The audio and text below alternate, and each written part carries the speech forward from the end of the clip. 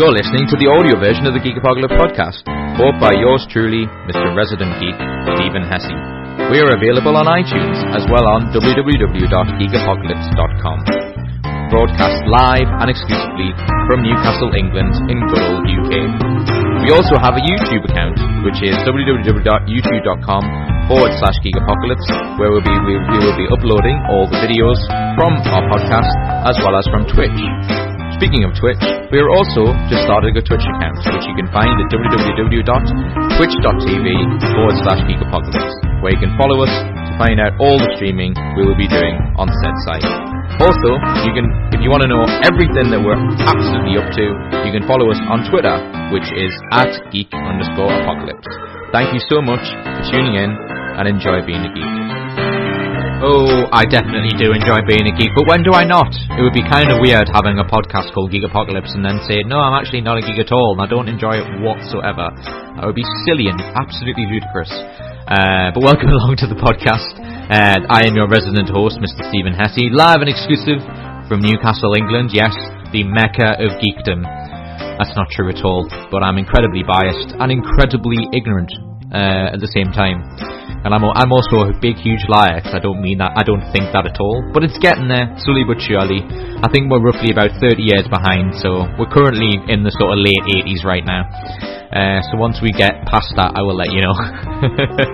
But thank you so much for tuning in. If it's your first time, if you're returning, awesome. Thank you so much for the support. And this is a really, really fun one. But I was thinking about this the other day, going, when would I ever say that it isn't a fun one? You know, it would be funny if you tuned into the podcast and I'm suddenly going, yeah, actually don't listen to this. It's really, really appalling, this one.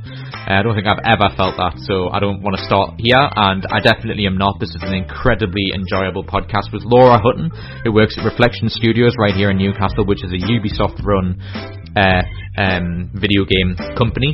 They were famous for doing the driver games for PlayStation 1, and then Ubisoft bought them out in the early 2000s, I think. And so we talked to Laura about working in the industry, how she got involved, some advice for getting into said industry, what games she's played on, what work experience she did. She worked in India, which is really cool, like work experience. And so we talk about that, the board games, video games that we grew up with, because we're roughly about the same age. She has a Zelda tattoo, which gave us some really great brownie points and geek points for this podcast. I was like, so awesome. And she just really is awesome. She's a really, really great guest, and I'm really, really pleased to get her on. She was really kind enough to help with Geek Fest last year. If you want to listen to that was the live version we did with Josh Hady, also from Ubisoft, and Nigel Actaluni, who runs Beano Comics. It's a really good live podcast with a live audience, so that's really, really worth listening to. But yeah, love this podcast, so I really hope you enjoy it. In terms of news, Paul Gerard, who is a concept designer from Hollywood, he's going to be on talking about all the stuff that he's worked on and everything else. And we have a shop, don't forget, on twitch.tv/geekapocalypse. There's a shop on there, and please follow us on that if you're a follower of games. But yeah, this is episode 76 with Laura Hutton. Enjoy!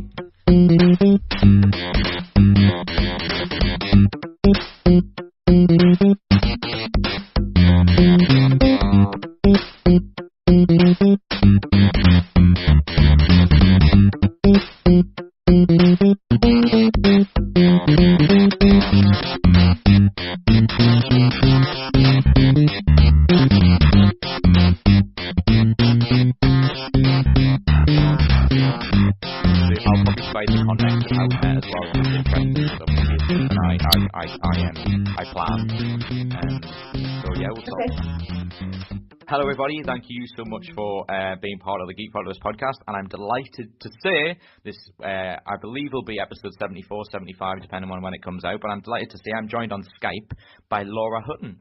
Hello Laura. Hello. Thank you so much for agreeing to be on the podcast.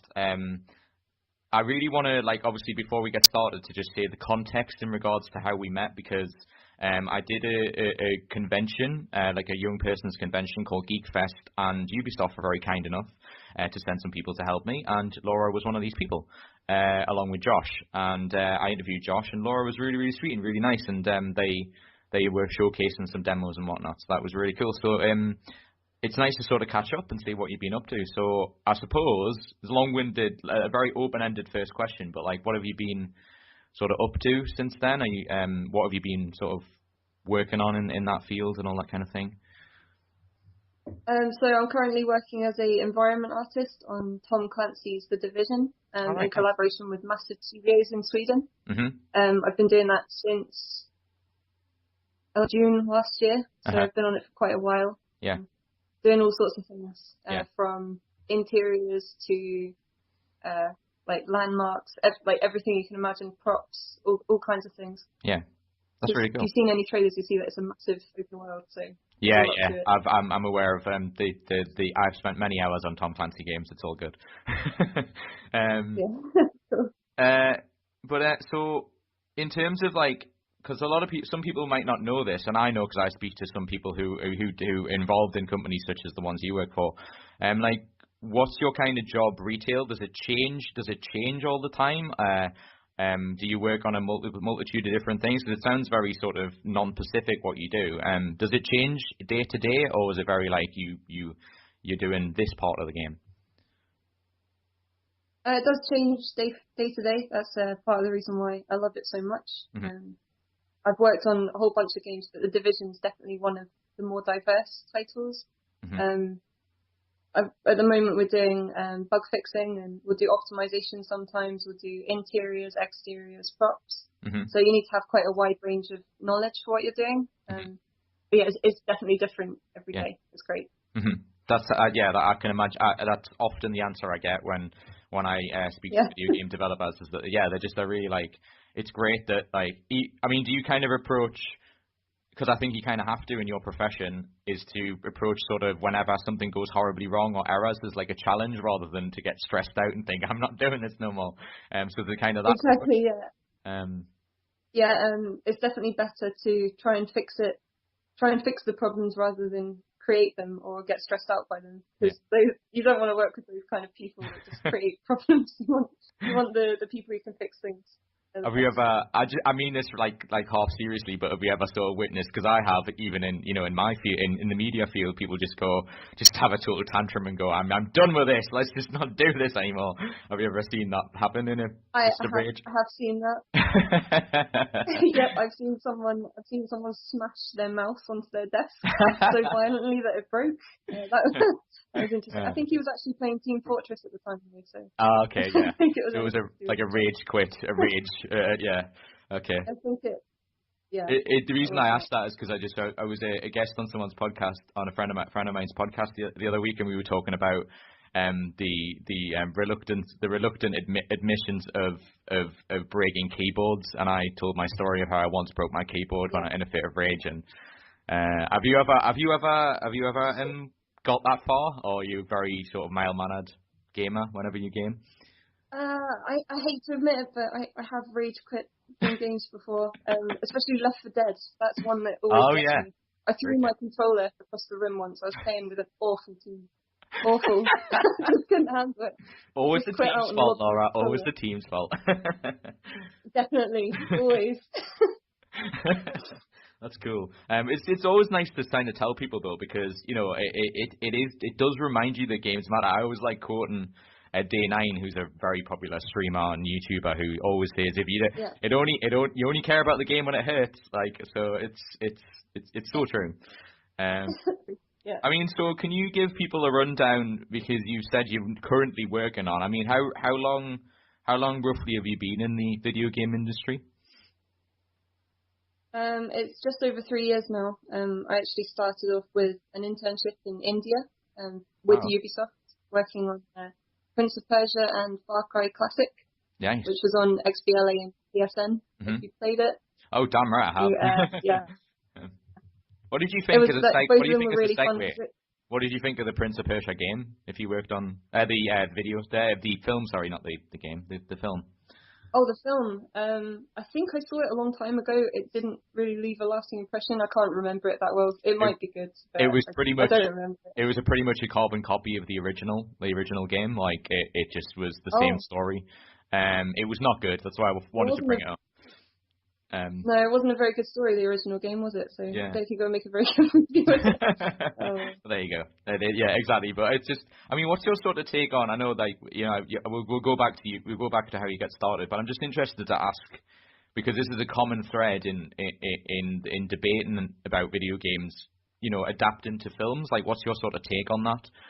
Because that seems to happen. Seems that everyone always wants to try to make it work, and then it never really happens. But people always try. So, what's your sort of take on? Do you think it can work? I'm not sure if it can work. I did enjoy the Street Fighter movie, but that's just because it had a lot of good characters in it. It wasn't a good movie. So bad it's good. Yes, exactly that. I just haven't seen a good interpretation yet. The Doom movie? They made a Doom movie. With Dwayne Johnson, Oh my god, that was bad. But the best bit of that whole movie was, at the end, where they go into FPS mode? Yeah. Just before the end credits, that made the whole movie good. I know, yeah. That got slagged off, and I was like, that's not the worst part at all. That was the best part, yeah. No, it's definitely the best part. But, I just haven't seen a good video game interpretation yet. I was scared of the, there was going to be a Zelda Netflix series. Really? How did not know that? That freaked me out. Oh, God. Yeah. I didn't like the sound of that at all. Are you a Zelda fan? It sounds like you're telling me you are. I am indeed. I'd say that's my childhood favourite game. Probably Majora's Mask. Gone through a lot of hard times. It's my first tattoo that I got as well on the day of my 18th birthday. Very nice. Very nice. I'm a big fan. Yeah, I'm always all for I'm currently thinking about, because I mentioned to Laura before we started, and people who listen to this podcast are aware of this, is that we have Toe Jam and Earl as the intro music, and I'm tempted, just because it's hilarious, to get Toe Jam and Earl on either arm, so it looks like the companions. That would be so cool. That's how nerdy I am. I'm just sort of like, don't just have totally do that. I know. Exactly. See, I appreciate guests who are like, yeah, do it. Don't. I'm not mocking you. But yeah, no, Zelda's You'll awesome. never regret that. No, of course I won't. No, there's a new Toe Jam and Earl coming out, so I don't feel that it's really? old news. Yeah, they just kickstarted it. They just got enough money, and it's the original creators, Greg Johnson, who currently lives in America now, but yeah, he's got a new video game company, and they've just kickstarted the new one. It doesn't look that great. Sorry, Greg, but it doesn't look that great. But there you go. Is it the same kind of platform thing where if you fall down, you fall loads of levels, and you've got to get back up? I can't quite remember it. Well, yeah, the original was like that, and I loved the original, but then they kind of went all sort of more sort of flat lands and platformy, sort of like Sonic. And now it's become when they did the third one, which no one really remembers because it was on the Xbox original and it was just terrible and it never sold, and then it's kind of a cross between that, but they've tried to add sort of what made the first couple great. But I'm not too sure. I'm not too sure when they made the third one as it was like. That was actually a wise move, because I think it got it too much away from what made them great. So I don't know. It's sort of like a compromise, but I'm not sure it's a compromise worth taking. I would rather just they rebooted the original and made it modern. But that's just my take. Yeah, maybe they'll do that one day if they make enough money. You never know. Yeah, you never know. To it. But yeah, so I want to get back to. Yeah, please do. It's on Kickstarter, and I say they've just. I'm gonna try. I've been talking to Greg about getting them on once. Obviously, it's calmed down from development. I'm gonna try and get him on to talk about it, because obviously it'd be cool to have the guy who made my theme music on the show. But anyway, cool. But yeah, I wanted to get back to, because it really intrigued me when you said, so why in particular when you started the internship, why did they send you to India? Is it because that was just the way it was, or was there a specific reason? It was my own choice. There was the university that I was at was the Montfort University in Leicester. I did the game art design course, and they said that there's an internship opening with Ubisoft, and if you send your portfolio in, you might be considered for a chance. Nice. So I sent it in, and they said, yeah, we've got a place in India for you. I said, yeah, definitely, sign me up. That sounds fantastic. Yeah. And they paid for my accommodation and all my food and stuff, and I was out there for a year. It's just a really great opportunity, to work with, not only in a different country, but with a team like that, really diverse team. It was incredible. I'd definitely do it again if they asked me to do it again. Yeah, that sounds really cool. But we'll be the judge of whether it was a great decision. What other choices did you have? Was it just India, or was there other places that you could go? I was actually in my second year at university, so it would have been a replacement for my third year. Oh, okay. And I see. I didn't actually apply anywhere else. All right. No, actually, I did. I applied to Rare, and I got an interview there, but they used Maya instead of 3ds Max. Okay. And I didn't really know Maya, so I didn't get that one. So Yeah. I went for India. I much prefer going to a different country as well, because you can't do that very often, can you? So just jump at the opportunity. Yeah, I was going to say, I mean, yeah, I was going to ask you, was it like the sort of culture, and did you fit in when you got there? You know, were they really welcoming? Because you've touched on it. Sounds like they have a very diverse, you know, set of nationalities working there. So did you fit in when you started there? Well, I was the only English person there ever, because as you know, Ubisoft's a French company. Yep. And everyone else there spoke Hindi or Marathi or something similar. But they made me feel welcome, and I felt like part of the team, even part of the family. It was great. Mm-hmm. And I've still got a lot of good friends out there. We still talk every few weeks, you know. So, that's really nice. Yeah, it was great. Yeah. What did you remember? Do you remember what they first asked you to work on? What were you working on when you first got there? My first project was Far Cry HD. Oh, you mentioned it. It was originally Far Cry HD, yeah. And it became Far Cry Classic. Yep. I was a weapons artist. Nice. So I made all of the weapons in it. It was dead fun. Like redesigned the P90 and stuff like that. Nice. I can't wait to tell. I have a friend of like 20 odd years who is a huge Far Cry fan. So that'd be really cool to know. I interviewed the person who did all the weapons, and like he'd be like, awesome. She sounds great. Yeah, I did my best. Yeah. I think I could do it a lot better now because obviously I was still an intern, but yeah, I did the best I could, and I learned a lot from it. So. I don't know, if I was you, I would just use that as like, you know, like the sort of Zelda sword of conversations where like I designed Far Cry weapons, I have you know.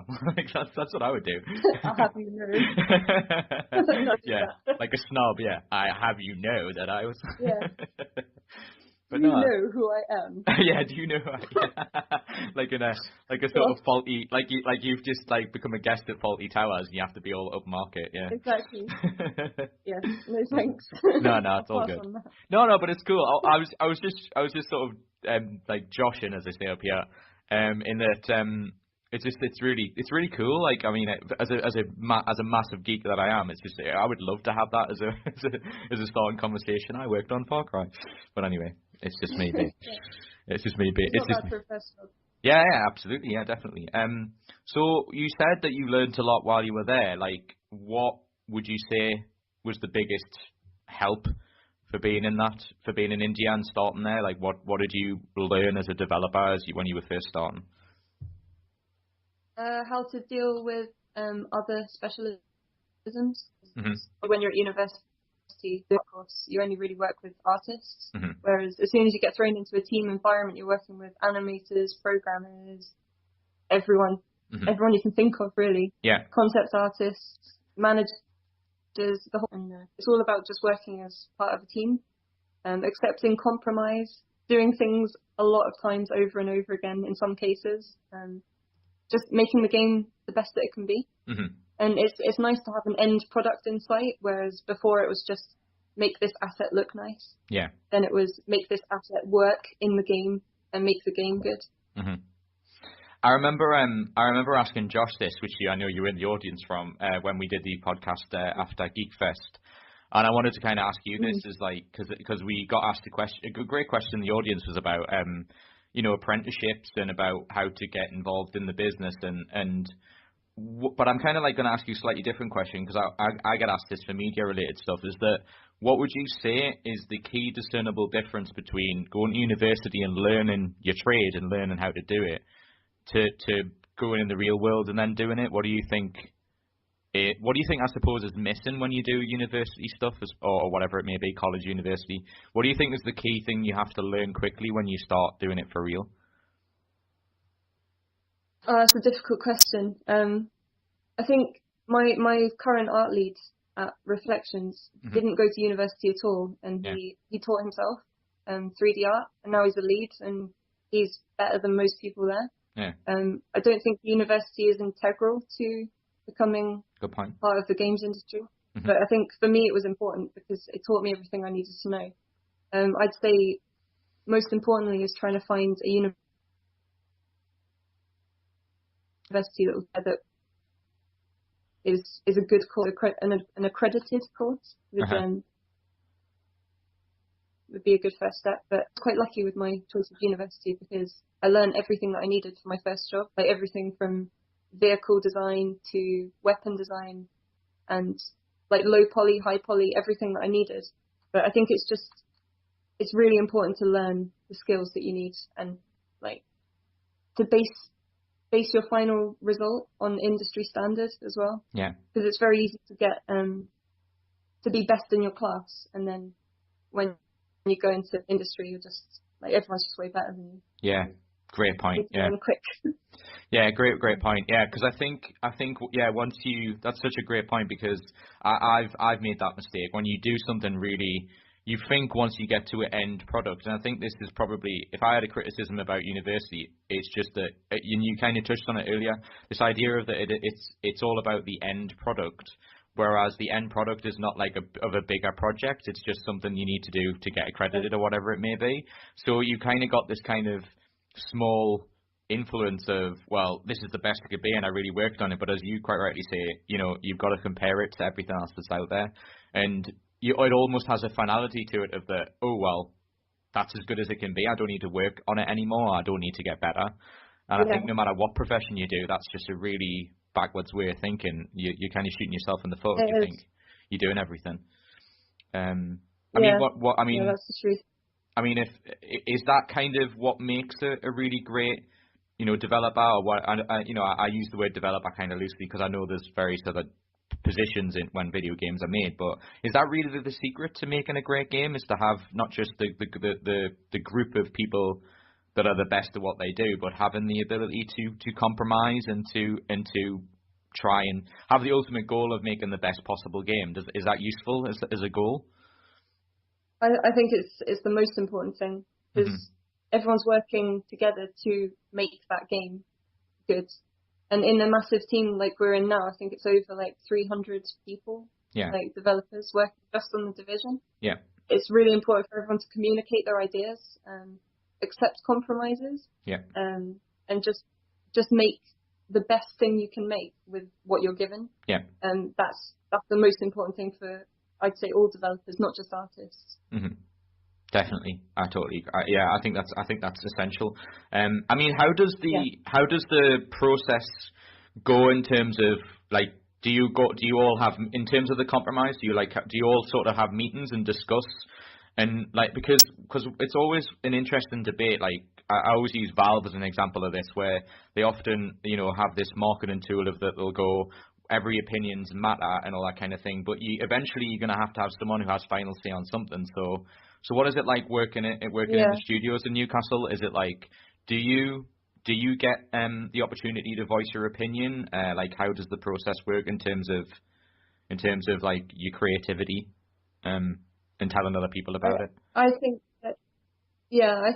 this team working on the division has been really good in listening to all the developers. They have an open email thread system, so if you see something you don't like, you send it to everyone that's working on it, and it goes to the creative director, and it goes to all the bigwigs, and they can say yes or no to decisions. So it's actually quite an open environment. I feel like when I say something, it's listened to. It's really nice. And in terms of the studio in Newcastle, we have meetings like 3 times a week. Just to catch up with our small team, just to see what everyone's doing, how things are going, and if there's any problems, and we just pick them up from there and make sure that everyone can get on with stuff. Yeah, so it works really well. It's good. On average, how many people do you say you work with on any given day? Like, how many people are part of your team? In my direct team now, there's about 8 people on the asset team in Newcastle, and there's about 15 people on the world team, so they're placing the assets in the game, and then there's the team which do like the scripted events and stuff like that. So on the floor that I work on, which is mainly just artists and level designers, so there's about 80 or so people. And how many of them do you talk it's quite to? A big team. Like on any given day? Like 30, 40. That's cool. Not talking directly, but working with team. out that much. Yeah, that's cool. I didn't mean like, just like, you may pass someone and say hello and you're like, are you meaning this, Stephen? What exactly? Yeah. Yeah, that could be, because if you count that, if anyone counts that on any question, like any interview games, you'd be like, well, wait a minute, I said hello to the janitor this time. I said hello to. It's like. There may be like 100. Yeah, I was gonna say, yeah, it really racks up the amount of people you speak to on any given day. But yeah, that's cool. It's just Okay. there's people who do. I mean, what's an interesting comparison is because we've had independent developers on the show, so it's an interesting avenue, because what I find interesting is that when you talk to independent developers, it's still the same process, and that's what I love about it. It's still the kind of the same interior group of that you just basically need to have a group of passionate people who want to make the game the best it can be. So the only real difference, what seems to be happening now, is that independently just means that it's not part of a mainstream company who has much more financial backing. But if you still have the premise of wanting to make a great game, I mean, what do you think in regards to even just, I'll open-end this to a question to you, is that what do you think in terms of the quality now of what you can make as a game? Because it's went so fast in terms of how awesome it can be to make something. So what difference has it been in terms of the technology and how it can help? Yeah, you're still here. Can you hear me? Hello? Oh, okay, sorry, you cut out a bit there. I think I got your question. I'll redo it just in case for editing. I just was basically saying, I'll open-end the question to you of like, what do you think in terms of technology impact on the video game industry? Because it's went so massive in terms of like, you can make really good quality video games for a lot less money than ever. So what do you think has been the key discernible difference, like the effect it's had on the video game industry's technology? I think it's beginning to merge slightly. I think AAA and indie is getting into like murky territory where the border's drawn. I think it's fantastic that there's so many engines free now, especially that you can use. Like anyone can pick up Unity 5 or Unreal Engine 4 and just see what we're making, just on a larger scale. Yeah. The main difference is just the team size and the money. Yeah. So I think very soon AAA is going to, and indie games are just going to merge together. Yeah. I'm not sure if you know about the department in Reflections that made Grow Home recently. Have you seen that? Yeah. And our studio has recently set up like an indie style division. Nice. The studio where there's like 10 people on their own projects, and they have a chance to pitch their ideas to Ubisoft and get them published with like a massive publishing. So it's a really different dynamic within the studio, and I think it's really important. Like similar to the Fox Searchlight pictures, in movies. Yeah. Are you aware of that? Yeah. Yeah, it's similar to that, but with games, and I think it's actually a really important way to go about things. Yeah, I just seen an example of what you were just talking about with it was just, there was an article in the news today about that. But yeah, it's really interesting. I mean, do you think that's the way indie games are going to end up going? Is it going to be and I suppose sort of mainstream companies like Ubisoft are going to basically just try? I think the way that it's going to merge, like you say, is that just having an avenue for independent gamers to go and developers to go to these mainstream companies and pitch their games. Do you think that's really what's going to end up happening? I'm not sure, because as we both know, the indie game market is kind of saturated at the moment. Yep, definitely. I think if you, especially with mobile games and stuff, it's just, there's too many. And I think if you went around our studio and said to everyone working there, do you have an idea for a game? Everyone's got one. It's just a question of, can you make it fun and can you make it good? Yeah. And the answer is most probably no. Most of them. I don't know if it's the way it's going to go for everyone, but I think it's definitely a step in the right direction. Oh yeah, definitely. I agree with you. Yeah, it's just there's too much out there, and I just think it's just interesting because when next gen consoles have just come out fairly recently, and what I noticed when I watched in particular like E3 and various other things is that they made a real poignant point to sort of include independent games and saying, oh, we also are really passionate about independent games and whatnot. And it's just interesting, especially when you said that your department's like come up with a bunch of people who can do that as well. And it's just sort of interesting to see where the transition's going to happen and if it's going to happen and how big it's going to be and all that kind of thing. Yeah, it's really exciting. Yeah, I mean, from your perspective, I mean, like, could you see, how? I guess the question that the most obvious question to ask in relation to this is, how difficult. I know we're going to touch on the fact that the gender discrimination, which I know we're going to talk about later, but I just wanted to ask you, like, how difficult would you say? Because everyone goes, oh, it's too difficult, you can't do this. But how difficult was it for you to actually get in the video game industry itself? Like, was it luck? Was it just being in the right place? Or what do you think? What do you think? How hard was it for you?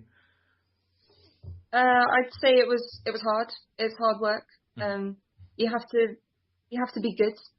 I think that's the main thing. I don't think it was luck. I think I sent my portfolio off and I had the work that studio wanted. Yeah. And because it was a company like Ubisoft, a multinational company, because I proved myself in India to be a good employee, that I could do the job. Yeah. Then I got a transfer over to Newcastle. It just worked in my favour. Yeah. And I'm actually really enjoying the job now. So it was a mixture of luck, I suppose you could say that they requested a portfolio from my uni. Yeah. I guess what I'm asking is, like, do you believe in the element of you make your own luck? Because I actually do believe that. I don't actually think it's a case of it dropping on your lap, because that means you just, I'll not go to university, I'll not learn this software, I'll just pick it up as I go along. That's not being realistic at all. Yeah. There's one attitude that really gets to me, and it's people that think that by paying for a university degree you're going to get a job in the games industry, and that's not how it happens. Yeah. It's like paying for a gym membership and then not going to the gym. Great point. To lose weight. You need to put the work. You need to put the hours in. You can't go out and get drunk every day. You've got to stay in, not have a social life, and learn how to do 3D art if you want to be a 3D artist. Yeah.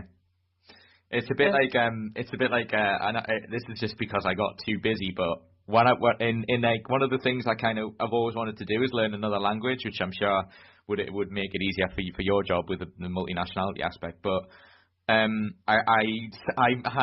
went to one of them, like, sort of, I can't remember, Rosetta Stone, is it kind of them kind of things, and I signed up for one of them. Yeah. Got insanely busy, completely forgot, and it's just like what you're saying. It's almost like if you sign up to these things, instantly you gain a second language. It's like you got a chip in your brain. You know Spanish. Yeah. It's just like you got a chip in your brain, and you're basically paying to unlock it. Like, that's what people think. It's just that. Oh, I've unlocked. Like the Matrix. Yeah, exactly. Yeah, I took the red pill and plug in and get the info. Yeah, I took the red pill and I'm speaking. I wish Spanish. it was like that. Yeah. Oh, exactly. Yeah. That would be great. Exactly, but you're allowed to say that because you clearly worked hard to get where you're at. Like, so I'm sure everybody in an ideal world will go, wouldn't it be great if we just didn't have to work incredibly hard? But then, do you think there's an element of, because I always say to people, and I've seen people in interviews who are very successful who say, or just simply just love the job and that they do. Do you think it's an element of you've just got to work? The work is the reward, because you can't do anything in this life that's worth doing. The reason it's hard is because it's worth doing. I mean, do you go along with that premise? No, that's exactly right. You've hit the nail on the head there. I think the key to being a good game developer is just passion. Yeah. And even in any job, if you love what you do, it's not a job anymore. Mm-hmm. Like I come home from doing like a 10-hour shift and I open up 3ds Max and Photoshop and start making something else. Yeah. It's not just my job, it's my life, it's my passion, and I do it every day the rest of my life.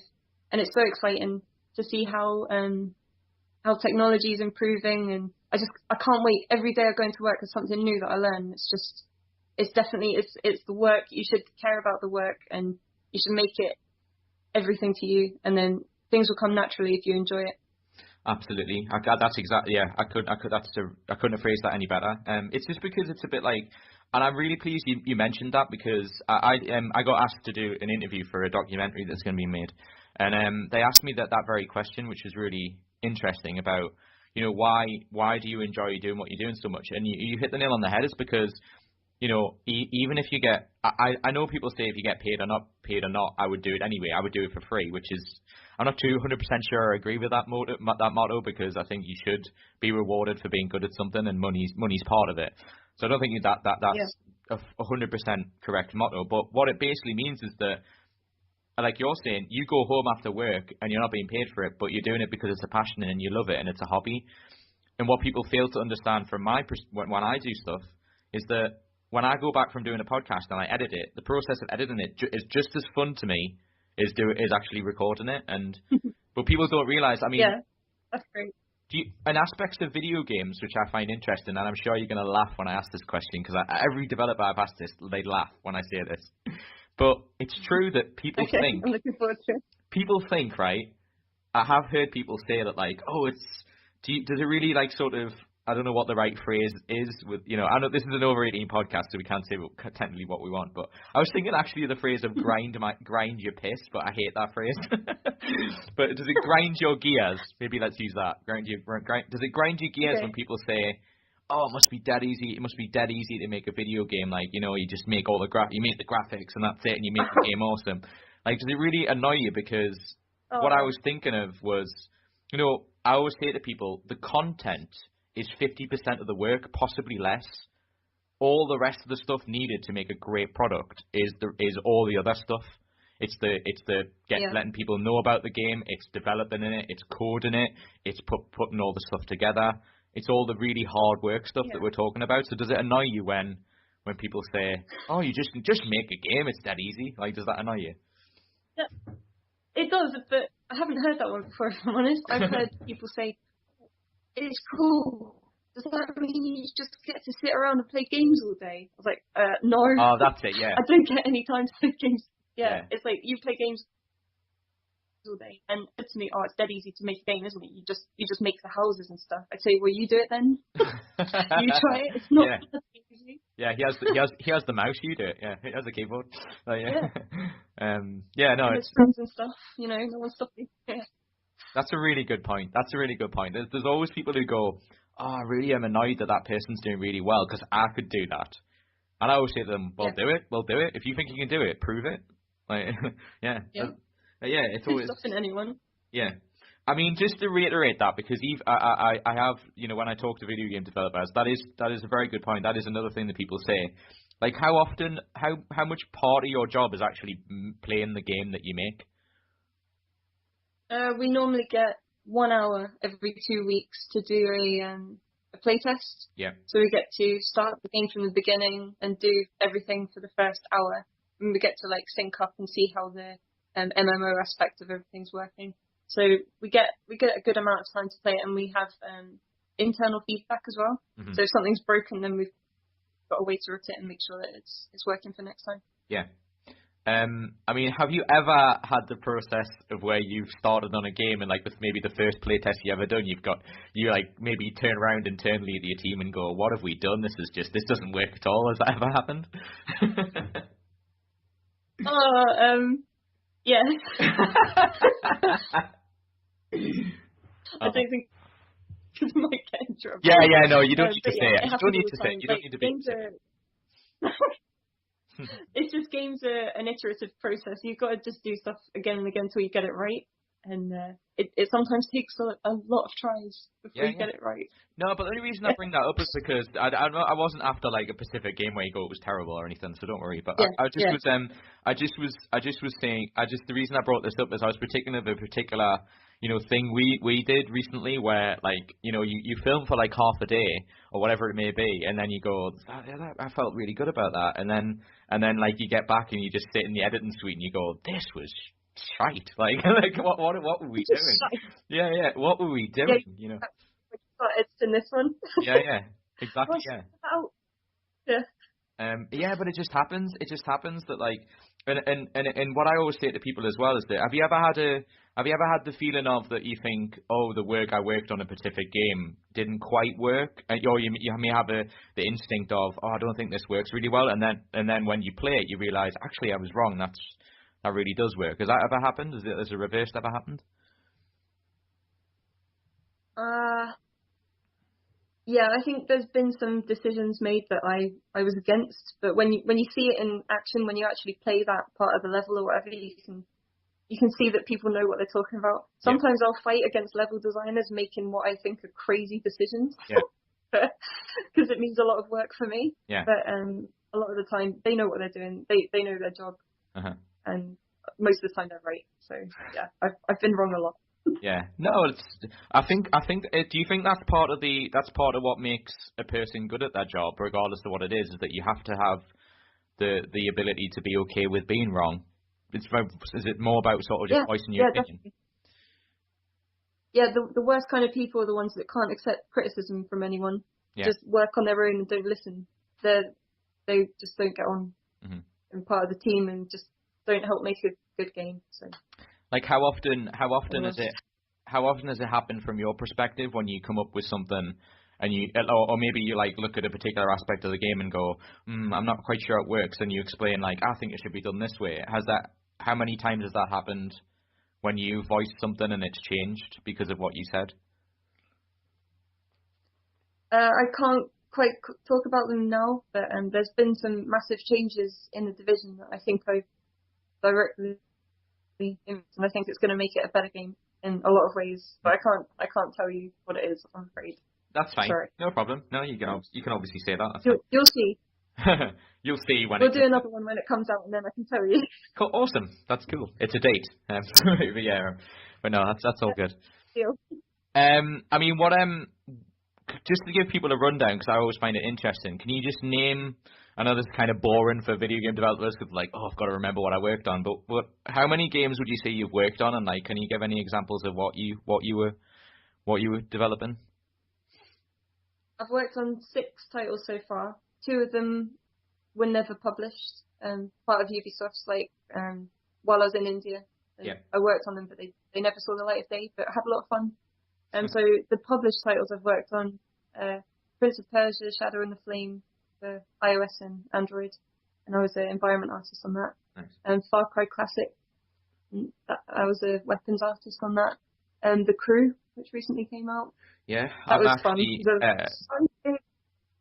What did you do on The Crew? Because I just would like to say to you that we have a Twitch channel now, and so we stream games, and on my list is The Crew. So he has your chance. Cool. He has your chance to say what you did on it. My team worked on the Rocky Mountains, and we worked on the entirety of Texas and the entirety of Seattle. Nice. So it was pretty good. When I say Texas, it's actually called the Deep South. Okay. Everything in that entire area was reflections. Ah, cool. And it's pretty nice down there. Like, have a drive around there. It does look good. Cool. Well, considering it's on the list of things, because I've been playing Bloodborne as our stream. We've only just started our Twitch channel, so we've been playing Bloodborne, and I've just finished. So I do this thing called Next Gen Tuesday. So, Laura Hutton, here's your chance to pitch to me what I'm going to look forward to in The Crew. Okay, you're going to look forward to... my favourite thing about it is the differences in the environments that you go to. Like, you can be in New York, and then you can drive all the way to the south, the Deep South, Texas, and you'll see all the colours change around you, the foliage changes, the buildings change, the shops, everything. And it's really fun. If you can get a team of people to play with you, and you can like drive across the whole USA, that for me is what it's all about. The story's a bit tacked on, I'd say. Like, the story's it wasn't really that great. I think it was more like just making it into an MMO. It was more like just padding, but driving is fun, and the environments are kind of cool. Awesome. I do generally look forward to it, because I have been a driving video game fan since Need for Speed Road Challenge, which was like...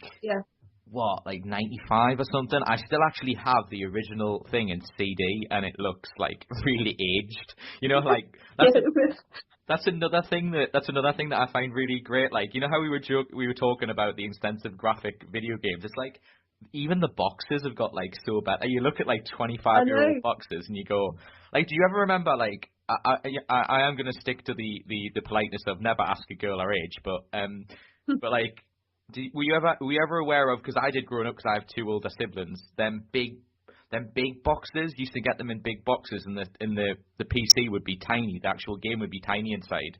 Such a waste of packaging. Do you remember, have you ever seen any of them? What, PC games? Yeah, the ones that used to come in, like, you know, I don't know if you ever play like board games or something, but they're like board game style boxes. No, I haven't seen that. Oh, I have to. It's a shame I'm not. I've just recently got my own place so I've just recently moved to where I'm currently recording this. So in my old parents' house, there's a whole like cupboard full of these old stuff. I don't know, there might be. Oh man. It's really cool, but like I just would look at a certain thing and go, they came in these. Like, you know how like you get stuff in packages now that can even fit. You know, if you ever order anything online, they go in the letterbox. You'd have to take your front window out to get these boxes. I mean, that's how ridiculous they are. Amazing.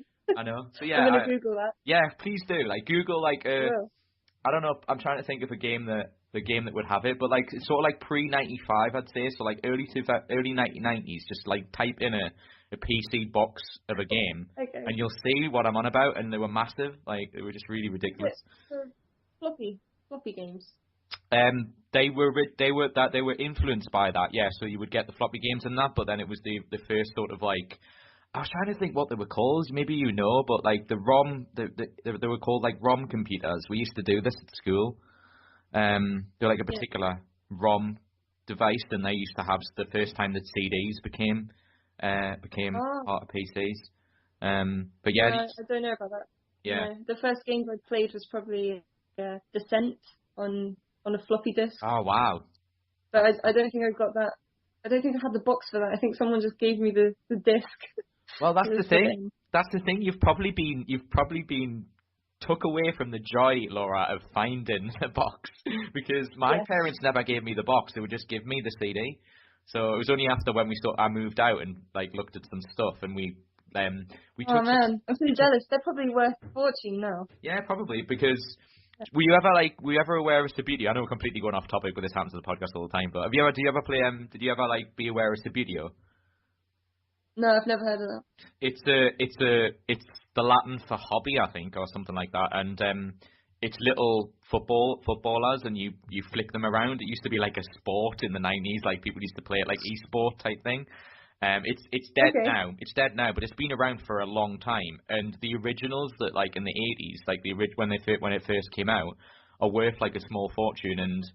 And I own about 5 of them, like the original teams and the original packaging. And you should see the difference. It's really funny to see the graphic difference. It's like all bland yellow, this horrible yucky green. And I love it. I know, yeah. Great.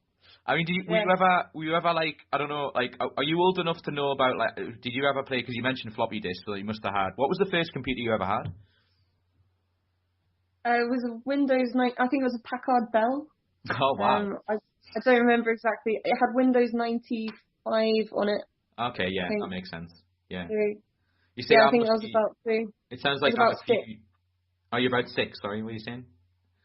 Oh, no, sorry, it's cutting out a bit. I said I was about 6 when I got my first computer. Yeah, okay, that's what I thought you said, yeah. So it's just because I think I must have a few years on you, because the first computer that my parents let me play on was an Amstrad, you know, the Alan Sugar computer. Yeah.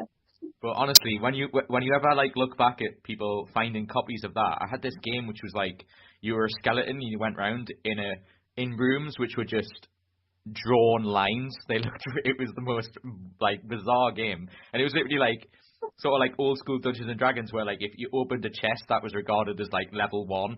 You've opened a chest, well done.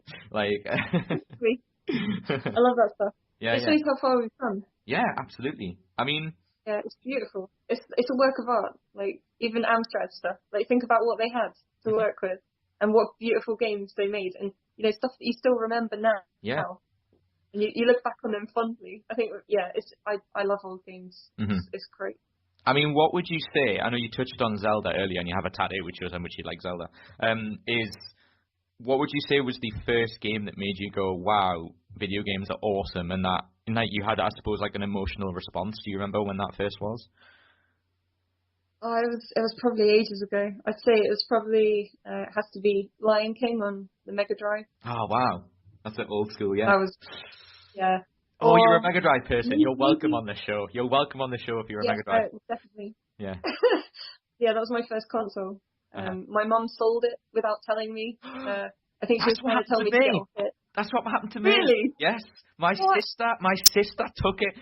I've only found this out fairly recently because I was going, do you ever have that feeling where you go, I want to just plug it in and like see if it works and play it, like, and I had that feeling. I just went, I wanted to like play my old games, and because there's some lying around that I've got. There's some behind me, but you can't see. But and I wanted to just like plug it in and kind of like just reminisce about like you say, kind of a little bit like check how games have developed in the years I've been alive.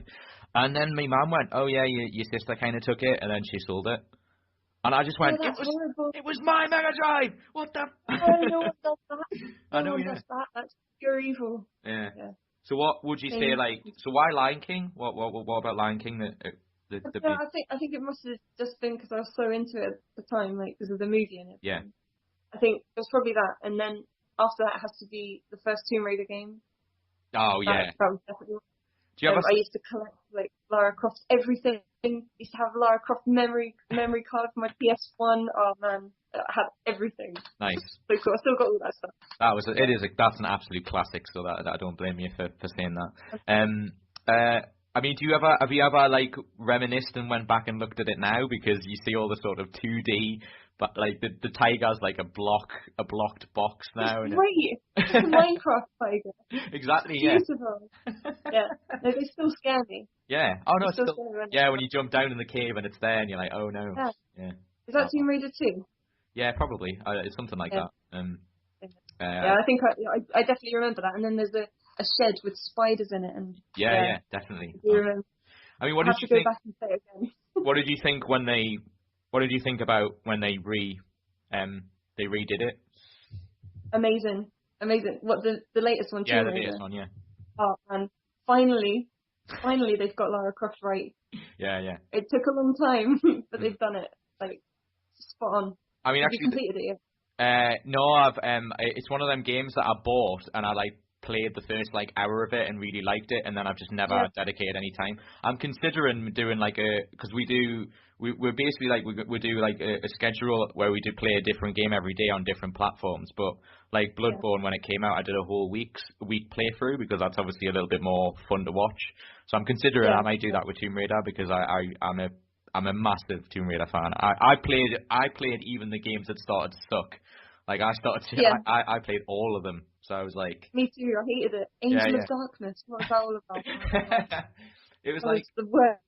Legends made me go, maybe there's hope, but then it just got really crap towards the end. Like, and I just went. I couldn't play Legends. I thought Underworld was okay. Yeah. Underworld was alright. Yeah. But Legends, what was that all about? That game was, oh no, not really. Like when you're riding on a motorcycle and it just like flies up in the air. Oh yes. Oh god, yeah, I forgot about that. Oh dear. It's so funny. Yeah. I was like kissing myself laughing. Oh god. It's funny because you won't hear this on the you won't obviously see this on the podcast, but Laura, when she mentioned that game, there was like a literal, like, her face just went like sunk. It was just like almost angry at the thought of that game. Awful. That was really funny. Awful. Yeah, but I mean, this is actually a nice natural transition to what I wanted to talk about. Obviously, with being a female in the and I even the reason I struggle to say that is I hate saying that because it's got nothing to do with gender, but this keeps coming up, and so I want obviously talk about it, and I know you're okay with it. But like the reason I say it's a natural transition because like, were you okay with the sort of way that I think of the films when I think of this, when they sort of made a big deal out of Lara Croft being a female, but not in a great way. It was kind of all like, I don't know. That was my opinion. I just thought it took away from what made the games great. And I mean, I'm interested to know what you think. Yeah, I think I don't know if you know the whole story about when Toby Gard left Eidos. Yeah, I do know that. Yeah. Because he thought that they took the image of Lara Croft in the wrong direction. That's quite right. I think the movie is a direct comparison to that.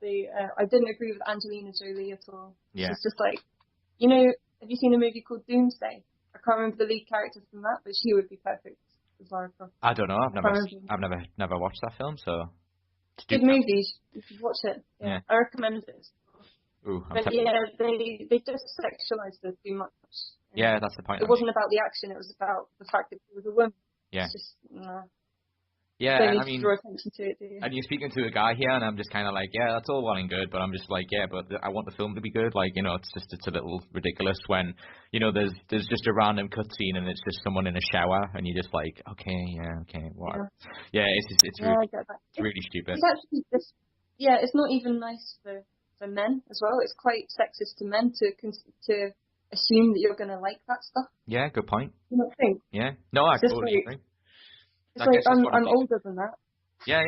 It's just almost like I was gonna say something slightly controversial when I'm like going, you know, if you want to, you know, what annoys me, I'll say this because I'm honest, and this is what I was thinking as we were talking about it, is that it's a bit like if we want to see something like that, we can go to a better avenue than seeing a film and have that as a 30-second thing. If we really want to be that judgmental and one-dimensional, there's plenty of places to go and find that particular thing. So why go to the length of doing it in a film where we want to be entertained and have a proper story, and it's not about that? It really, you know, it makes me sad when they kind of go that. Oh, it's like when you go out of like that particular Tomb Raider film, and you go. Even my friends who are massive Tomb Raider fans went, the only good thing about that film, which shows how bad it was like the shower scene, and I didn't really care about it. And it's just like, it's just like that's, and I'm like, well, that's why they put it in, because they probably know it's bad. Like, I don't know. Well, they can get attention. It's like film clickbait. Yeah. They know people are going to talk about it, and it's going to get screen time. Yeah. So they're just going to talk about it. They're just going to make a big deal out of it. Yeah. The greatest example of that, which I think proved it, was there was that film that Jennifer Aniston was in with Paul Rudd. I can't remember the name of it, but it was getting bad publicity, and so it got leaked that Jennifer Aniston was going to be nude in it, and then all of a sudden it got like huge interest of a bunch of people going, and she got asked it in interviews, and she's just like never mentioned it, and apparently it was in a deleted scene that they never used, and so people went to see the film expecting to see that, and she never was nude in it. So they used it as an active marketing campaign to get people to see a film that they knew was bad. The worst thing is it works, and there's nothing that we can do about it. It's just it's really immature and stupid, but it does sell, and that's the main problem for me. And people change their attitudes first and foremost before things start moving. Yeah, I touched on this. Yeah, I mean, what do you think about the way? I'm always into. We'll stick to video games on this. Is that like how do you think the way video games are marketed? Like, because that's had an obvious transition since we grew up. That like video games now are hugely marketed. I mean, do you think that's effective the way that they're marketed them now, and is there a discernible difference in quality, in your opinion? It's a difficult question. I don't really watch any marketing stuff to do with games, so I'm not sure if I could answer that accurately. I think, I can't really think of anything. Sorry. That's okay. I mean, I guess more to the point. Do you think there's an element of if the game's good, it doesn't necessarily need to be marketed. You just need to say it's a good game. I wish that was the case. Yeah. Actually, like we mentioned before about the App Store being just saturated with stuff. Yeah. There could be an absolute gem in there, but you just wouldn't know about it. Yeah. And a lot of people say, oh well, Rovio made Angry Birds, but they don't know that it was marketed by EA. Yeah. And if they weren't there, then no one would have even heard of it. Mm-hmm. And marketing is actually really important. Like, you know, with games like Assassin's Creed, like 50% of the budget is spent on marketing. Yeah. And if it wasn't, then it wouldn't sell, and that's the main driving force behind it. I once witnessed a guy. Once was privy to a conversation about a guy mentioning. I'll not mention the company because I don't want them to feel I'm eavesdropping. But it was just I was in a room at a time when a guy from a very reputable games company was talking to another to a company who was selling their products, selling the games. And he mentioned how much they were spending on making this one game. It's a game that's coming out at the minute. That'll be my teaser. It's a game that's coming out at the moment. It's not Ubisoft. It's not Ubisoft. You don't need to worry. But it's a really really great company. And the guy I overheard in a meeting I was at, where the guy mentioned how much money they spend on making this game and how much they want to reach with that amount of money, and it's just insane. It is. Smart. You know, and you're quite right in what you say is that like. It's like we mentioned Tomb Raider. I don't know if you ever read the article of they actually lost money on that game because of how much money they spent marketing it. It's insane, and it was like a bestseller for ages, and they just didn't make it. How many units did they sell? It was like 10 million or something. Yeah, it was a ridiculous amount. It was like sort of old Tomb Raider-esque, like, and announced they didn't make any money making it. It's like, what? Yeah, things have changed so much now, like the size of development teams and marketing budgets. Everything is just bloated now. It's massive. Yeah. And I think if it wasn't, then there wouldn't be such thing as AAA at all. Mm-hmm. It's just on a grander scale, and it's just bigger stuff. Yeah. What I wanted to ask you, because obviously it was a nice transition us talking about Tomb Raider and stuff, and we can talk about old school games forever, because I love talking about that. But what is because one of the things I talked to you about emailing before we did the podcast was, have you ever experienced sort of difficulty, being a female in the video game industry? Do you ever get discriminated in that way, or was it like that when you first started?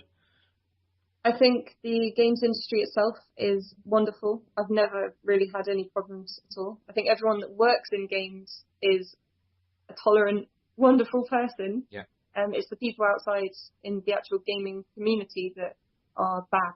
Yeah. I don't know why that is, but I remember the day that I turned off my Xbox Live microphone forever, and it wasn't nice. Yeah. It's a toxic environment. It's horrible. But when you work in games, everyone's awesome. And as long as you do your job properly, it doesn't matter if you're born a woman, a man, a cactus. No one cares. Hey, no one cares. Hey, don't discriminate the cactus who's in the video game industry. They work very hard, okay? Yeah, don't talk about Dave that way. How great would it be is literally, like, if you were in the office right now and you go, even cactuses, and he just turns around and he goes, hey, Laura, hey, I work really hard, like, total Family Guy. That happens all the time. Yeah, total Family Guy scene there. That's really funny. But yeah, But it's really great to hear that, because I have to agree with you, and it's going to seem surprising because you're quite right. I think it is the community that make a big deal out of this. But I've talked to, I mean, I wouldn't say a lot, compare it to how many people they are. But I'm saying we've talked to a lot of game developers, independent ones, and people part of a big company, and that never is an issue. I've never heard that. I've never heard people go, well, she's a girl though, so she's not as good as a job that I have. Sorry, go on. No, it just doesn't happen, because people who work, if someone works in the games industry and is a sexist idiot, then they're not going to have their job for much longer, because they're not going to work well with other people. Yeah. It's a basic human, like, it just makes you a nice person, doesn't it, to just accept people. You have to be really nasty to just judge someone by what they look like straight away. That's the point that never gets raised. I'm glad you said that, because I think that's the point that never gets raised, is that to be a nice person, you should never look at gender first. And I never, and so if your remit for judging somebody is the first thing you think of is what gender they are. I mean, obviously we've got a natural instinct to go, we're gonna look at the opposite sex if we're straight or whatever it may be, and go, yeah, okay, but that's such a small part of getting to know somebody. It's irrelevant. And so if you spend your entire time getting to know somebody and just going, it's like if you ever had I don't have a conversation like I'm having with you now, and I'm really enjoying it, and I'm not sitting here going, but Laura's a woman. What am I meant to be saying? Like, I treat every guest on as equal. Equal, that's what you need to do, and it's not difficult. Mm-hmm. I think people just make a big deal out of it online because it creates controversy and they get loads of attention. Mm-hmm. And people who have axes to grind always shout the loudest. Mm-hmm. There's a whole bunch of people out there that agree with all this sexism crap, but there's a whole lot more people who are tolerant and nice that don't ever get hurt because they don't comment and they don't say anything. Mm-hmm. It's funny because I compare that to, like, we also, like, promote board games and stuff, because I'm a huge board game fan, which Tabletop Day was yesterday as we were recording this. And one of the things that I always love about that is they always make the point of, in the board game industry, or when you play board games, if you're horrible to people, they'll not come back, so you can't literally do the thing you want to do. And it's the same in it's the same when you're in the board game industry, is that if you're not nice to people, it comes out really quickly. So if you're in an environment where you have to communicate to people on a regular basis, which you've touched on with your job, as you're saying, you're not going to last 5 minutes in a job like that if you're a knob, essentially. Let's be honest. Yeah, and it's such a small industry as well. Yeah. If you make a bad impression, it will stay with you forever. Exactly. It's much better to be nice to everyone. If you have a disagreement, deal with it like an adult, and don't judge people before you know them. And most people are there because they're good at their job, and it's just all about respect. That's all it is. Yeah, I wanted to touch on. It's good that you mentioned about your Xbox and turning off your microphone, because that's something I've always wanted to ask. Is the because when you talked about that, I don't know if you ever saw Will Wheaton, who did Tabletop, like he did a PAX speech talking about this very subject, about the community online and how horrible they are, and he came up with this phrase of just literally "don't be a dick," and that's now a meme, which is great. It's particularly on Xbox. On Xbox forums. He's often like has mottos underneath saying "don't be a dick," which has become a meme, which is great because he's completely right. But do you find it a real shame that the community's like that and sort of perceived that way, and quite rightly in large parts? And from the perspective of being a girl, like, I mean, are you like afraid of revealing that you are a girl online because of the way people treat you?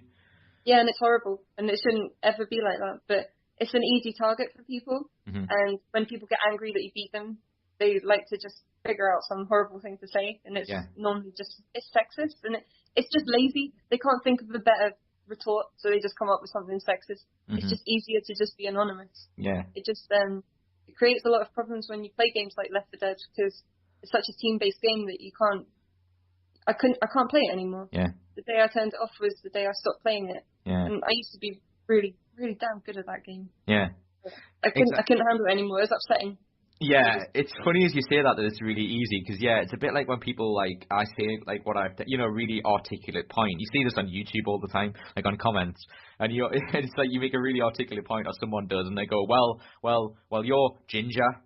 Yeah, your mum's gay. Yeah, your mum's so fat. Yeah, God, yeah. Yeah.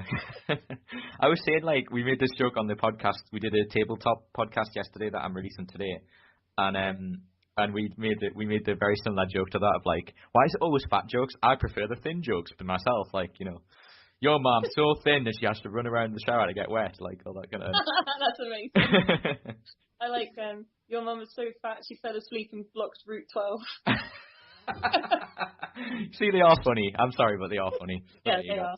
See, that's fine. I could handle that. Yeah. A little bit of effort went into that. Yeah. But you're a girl, so you must suck. That, come on, you can think of something better than that. Yeah, exactly, Yeah, I know, this, it happened on the stream the other day. We had a bunch of people on stream watching me playing Bloodborne, and a guy came on, a troller who basically because since I last saw you, I've got dreadlocks, which is something I always wanted, because as you know, with me having the long hair, you see me with my long hair, like, I have really natural thick hair, so it really suits having dreads, and I'm really happy with it. But this guy came on my stream and just went, "You've got dreads, that must mean you're gay."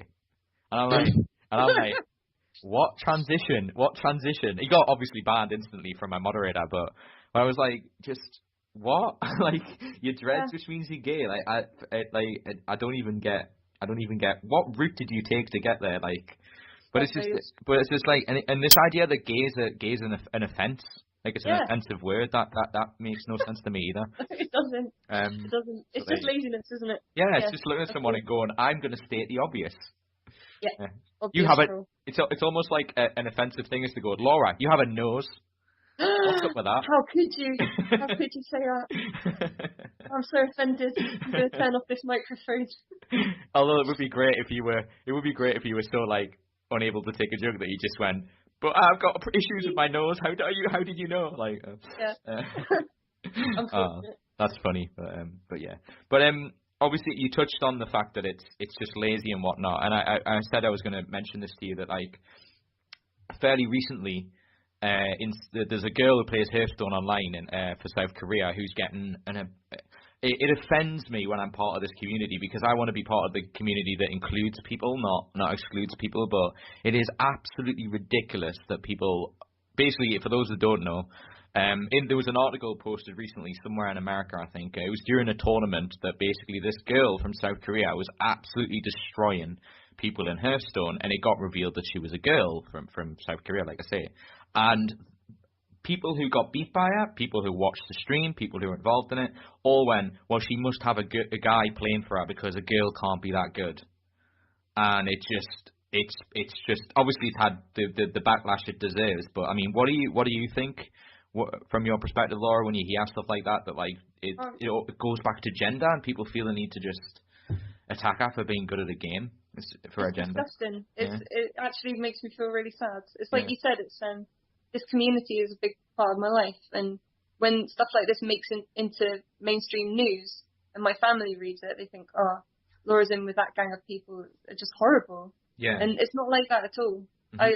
I feel sorry for the girl because, you know, she's put a whole bunch of effort into it, and then people just go down to, you know, what gender she is to just make a cheap hit. Mm-hmm. It's just horrible. Yeah. Very nasty. I mean, why do you think? I know this is like a really difficult question to answer because I think if either of us knew it, we'd be probably millionaires. But like, it's just sort of like, why do you think people do that? Is it just simply because they can't handle losing, or is it that they can't handle someone being successful? Is that it? Yeah, I think that's definitely something to do with it. But it's also because it's unusual for a girl to be able to beat people at something so male-dominated as games, which is still an unfortunate truth. Mm-hmm. But they find that thing that's different, and they needle at it and just make it into a bigger deal than it should be. Yeah. And it works, and it's awful. Mm-hmm. I think that the only thing we can do is just keep that backlash going. Mm-hmm. And the more people that have positive comments should just, if you have something good to say it. And just try and drown out all the trolls. Yeah. I do. And I mean, it's something that we discussed on a previous podcast. Again, we mentioned the community, which is so right. It gets portrayed that we're part of a community that we shouldn't be a part of, and it's not like that at all. It's just the people who are the loudest are the idiots. And we talked about the fact that what annoys me is, like I said earlier, this like idea of we want it to be an exclusive club, and it just isn't. I mean, how stupid to want to do that in the first place. But what I mean by that is that there's people who are just afraid of people raining on their parade, and not. Yeah, like by having girls that play games that will ruin it for boys. For everyone, yeah, or everyone, yeah. What kind of mad logic is that? It doesn't make any sense at all. The more people you have involved in making a product and playing a product, the better the environment is for everyone. Mm-hmm. It's almost like we're going back to the really ridiculous thing of why are they, you know, like they're going to say something even more stereotypical, like why are they playing games? They should be in the kitchen making my dinner, making a sandwich. Yeah. It's just like, what? I know. Are we really going down that route again? I thought we'd kind of at least got somewhere to eradicating that stupid way of thinking. But I was going to make this sort of half joking. I think you know me a little bit to know I'm joking in this, but I was going to say, like, you know, it's a bit like, I want to have girls to want to play games, like, you know, because I want to, if I had a long-term relationship, and I would hopefully have a girl who appreciated games and at least would want to be involved in them in some ways, you know? Yeah. So I guess I'm being sort of half serious in that, but I know, like, that's not the whole thing, and if they don't, that's fine. But I'm just saying, it's like, it's a shame that, like, that doesn't get marketed as, but there's a girl that's great at it, and good for her, but it shouldn't be marketed that she's a girl in the first place, but it's because we're in a situation, like you say, where it's male-dominated, and when a girl gets some exposure for being great at a certain game and being a good gamer, it gets ridiculed rather than appreciated. Exactly, and that's what puts people off. Yeah. And I think I totally agree with you. It shouldn't be a focus that she is a female, but unfortunately it is, and it's for that same reason that people attack her. That is the reason that the media have latched onto it. Mm-hmm. And I don't know what we could do about it. It's a real disheartening feeling to think that there's nothing I can do. Well, hopefully stuff like me and you talking, and hopefully, I think it's because, you know, I think if podcasting and new media and people doing stuff like this, where we provide the context of answers, is that we can hopefully sort of make people learn and understand more that, like, the mainstream media are after a story that sells, not a story that's truthful.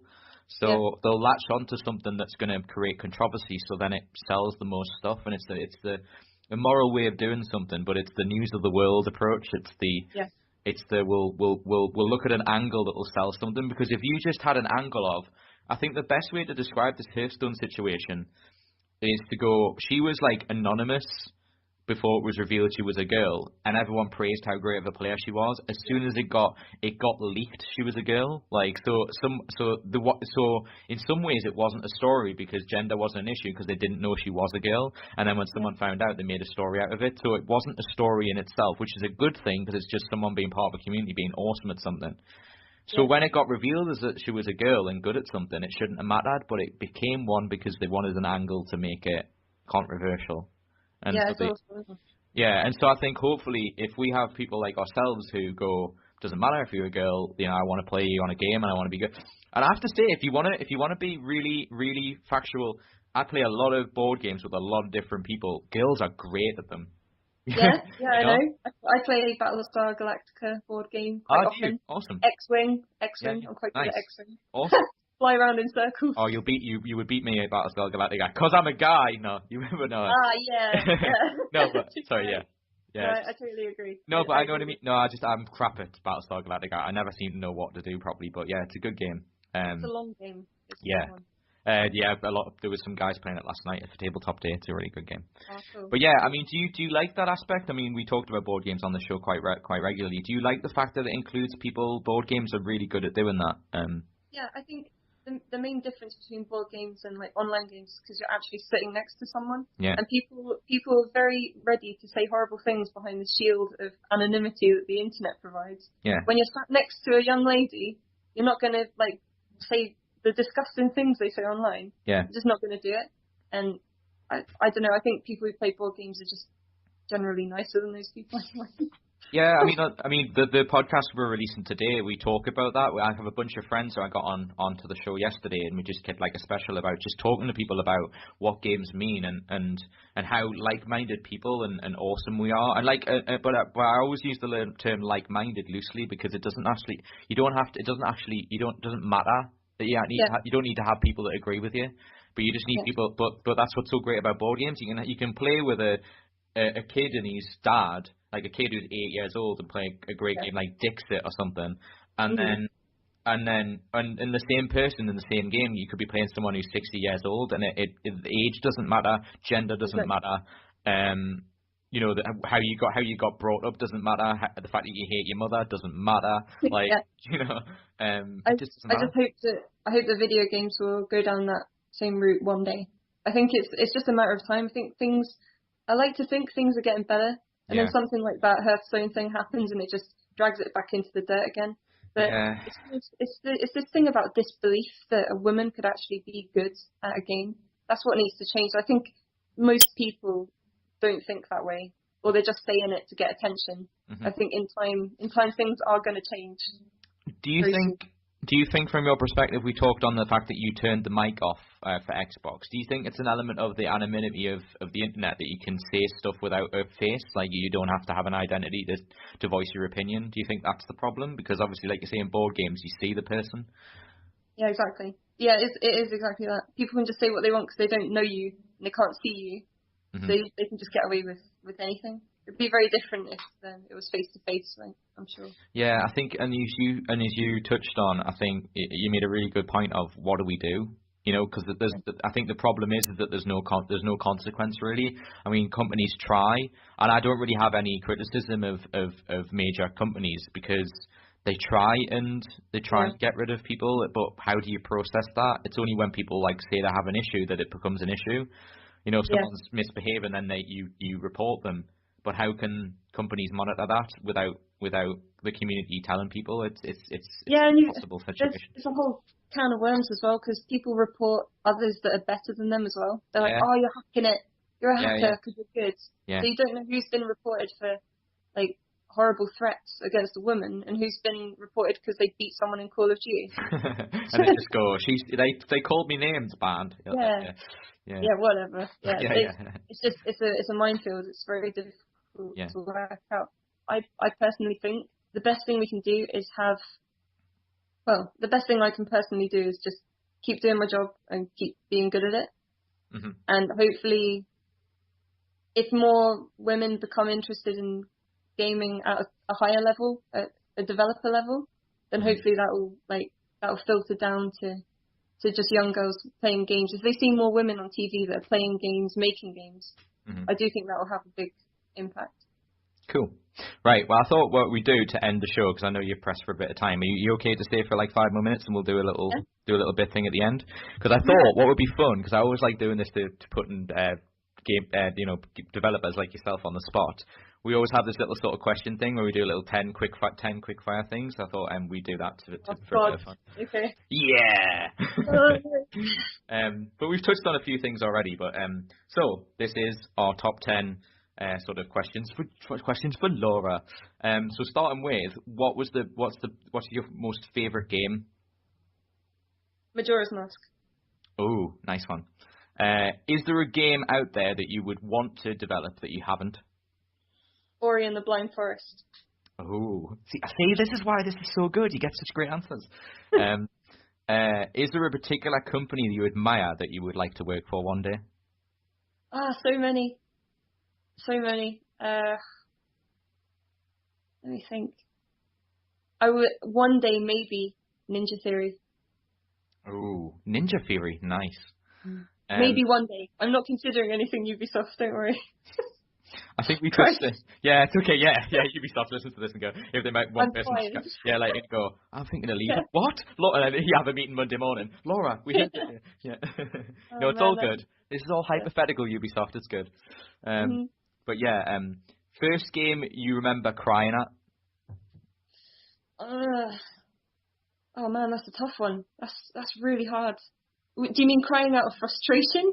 Ooh, well, that's not really what I meant, I suppose, in the question. But you can elaborate to that if you want. I think there is a question about rage quitting, so I suppose okay, maybe it's more about like crying as in you were sad. Like for me, it was Final Fantasy VII when Cloud died. It was like, sorry, not Cloud. No, not Cloud. Ares. Yeah. Ares. Ares, yeah. Cloud. Spoilers. Yeah, sorry if anyone's listened to it. I don't know why I said Cloud. But yeah. So yeah. I actually only played Final Fantasy VII about 4 years ago. Okay. I don't know why, but I did enjoy it. I'm trying to think. I think I know which one made me cry recently, but I've just mentioned that one. Okay. Yeah. Okay. Well, you can answer the other question now. Has there ever been a game that frustrated you so much you just wanted to quit? Loads. Like what's the hardest game you've ever played? Would you say? In your eyes. Hardest game. See, I need time to think about these. That's why they're quickfire. You've got to make a decision. Final Fantasy VII was pretty hard. Yeah. No, it was hard, yeah. It's a good answer. Oh, loads of stuff. Descent, actually. Descent was the hardest. I still never completed that. Yeah. That's nails. Yeah, I'll say that. All right, cool. Good answer. Is there any, if you had a choice between picking the best franchise you've ever played, what would it be? It has to be Zelda again. Sorry, I'm a one-trick pony here. No, you believe me, that comes up a lot. I mean, we've had discussions about Zelda regularly with it's just the best. Yeah, of course it is. Yeah. Would you ever consider? Obviously, again, Ubisoft. This is hypothetical. Would you ever consider starting your own company and becoming independent? Yes, definitely. I think everyone wants to. I think that's the dream for everyone. Is just you can make your own game. Mm-hmm. But it's tough. It's a lot of hard work. But maybe one day. It's funny because you touched on this as well. But one of the questions is, if you could make a game for yourself, what would your game what would your game be about? I don't want to tell you because you might steal it. I can't steal it. I don't know how to do video games, but it would be a rail shooter game. Okay. Because I don't feel like there's a lot of them at the moment, and I had a lot of fun on Time Crisis when I was younger. Okay. That makes sense. That's fair enough. This is probably, you've already sort of answered this, but favourite genre to play? Has to be action adventure. Yeah. I had a feeling you were going to say that. I mean, I like shooting games and all that kind of thing. But if the action is in what you do in the game, like the controls and stuff are fun and the story's great, I don't think you can get a better amalgamation. It's awesome. Yes, true. The truth. Yeah. Yeah. I've got an answer for your rage quit game. All right. One that made you quit out of frustration. Go for it. Recently, a game called White Knight. You heard of that? No, I don't think so. What's that? Oh, it's an Xbox One. Oh, White Knight. I have heard of that. Yes. The platform game. Yes. Oh, it had so much potential, you know, but like the camera angles and stuff is like the worst thing I've ever seen. Well, it might be fun then. It might be fun for people to see that because it's on my list for indie games for the stream. Oh, So. yeah, play it. Yeah. Play it. You're gonna have great fun. Yeah. We've got like a bunch of list of games that people have told me I should be playing, and yeah, I imagine that might make me rage quit. Having said that, you will. The hardest game I've played recently has been the Bloodborne stream because there was like half the stream on Friday was me going, this fucking game, it's so bloody hard. Like it was just me dying. It's just because if you get stuck and there's an enemy that you don't know how to work out how to kill properly, you just die like every minute. And it's just I've been recommended this game. Like I haven't played any Dark Souls either, but people said that it would probably be something I'd enjoy, so I might give it. It's a very my sort of my opinion to help you with it is to say it's a very Marmite game. Like I had an argument with a really good friend of mine who was just like, I don't get it. I think they're a waste of time. And I'm like, I like them because you don't necessarily care about the story. I mean, I never did in any of the Dark Souls ones, but it's like an amalgamation of like the great arcade era, like late 80s, early 90s, and the gameplay really reminds you of that, but it's like sort of modernized into a really great open world format, and I love that. Because you kind of had to learn stuff by doing it? Yeah. So you have to play it to know what to do. Yeah, well, exactly. That's why I'm comparing that, because it gives you no help. You start it and you go, you're in the world, figure it out. That might annoy me. Yeah, well, if it makes you feel any better, in Bloodborne, if you do play it, I'll give you a free bit of advice, because it drove me crazy and people laughed at me. It's because when you start, you have no weapons at all in that game. Yeah. So you go around, you kill people with just your fists. There's an enemy you face at the beginning. It's quite tricky, but you can figure out how to kill it. And then you go like open to the game sort of starts, and you're like wandering around and you're going, but I don't have any weapons here, and these guys are getting harder and harder and harder. So I'm like trying to kill with these fists going. The game even has on the box that it has a gun and an axe, and I'm played this for an hour and a half, and I don't know where the flipping weapons or axe are, and now I'm starting to die like within 5 seconds. So I've clearly missed something. And when you die in this game, like in Dark Souls, you go back to a town called Majula. But in this game, you go back to a dream called Hunter's Dream, and it's like a dreamy like area with this old guy who tells you like what to do, and then a person who helps you level up. And so you walk up to this hut where this old guy is, and I'm like clicking on him, going, "Give me a weapon! Give me a weapon!" Why? What? I was like, I don't know where to go. It must be here somewhere. And what I didn't realize was on the stairs, because the whole area is misty, but on the stairs is like these little tiny like circles. And when you click on it, it says the messengers want to give you a gift of a weapon and an axe. What? And so you tiny little circles. Yeah, tiny little circles, like similar to like the notes the players leave to give you advice on what to do. Yeah. You click on them and it comes up like a pop-up window saying, the messengers want to give your hunter a gift to help you on your travels, or something like that. And then you click yes. Yeah, and you click yes, and then it gives you a free axe or a free weapon. And I'm like, I've spent an hour and a half on this damn game with just using my fists, and people laughing at me going, you'll work it out. And I'm like, if I had randomly just clicked on this puddle in the ground, I wouldn't have got what I needed to actually play the game. And I'm like, okay, From Software, I adore you. I adore your games. I've had immense fun. I must have played about 200 hours on Dark Souls. I absolutely adored it. Yeah. And I was just like, why did you do that? Why do you need to do that, where you take out a part of the game that you need to play it and you make it hard to find? It's like, that does seem a bit weird. Why would you do that? I'll remember that. Well, yeah, please, as a developer, do not. It just drives me insane when they go. All I think you should need, if you have a game that hard, give them everything they need to play the game, and the difficulty is all that matters. But don't like put what you need essentially to do the game in the middle of something that you may not even find. I know it seems like a bad design choice. Like maybe something got broken or deleted. But people almost go back to the community is to just find ridiculous. As you read message boards, people with From Software going, "Why have you made it so easy?" And I'm like, "Are you insane?" Some people. Yeah, I don't know. It just makes no sense at all. Is there a game? We've got a couple of questions left. Is there a game that you really loved that you wish someone would bring back?